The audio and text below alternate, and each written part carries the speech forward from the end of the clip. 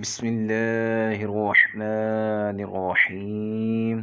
حضرت عبداللہ بن مسعود رضی اللہ تعالی عنہ نے فرمایا، سود لینے والا، دینے والا، سود لکھنے والا، بشرط یہ کہ وہ جانتے بوجھتے ہوں، اور حسن کی خاطر رنگ بھروانے والی، زکوٰۃ سے انکار کرنے والا، اور مہاجر بن جانے کے بعد دوبارہ بادیہ کو لوٹ جانے والا، یہ سب اشخاص حضرت محمد صلی اللہ علیہ وسلم کی زبانی قیامت کے دن ملعون ہوں گے۔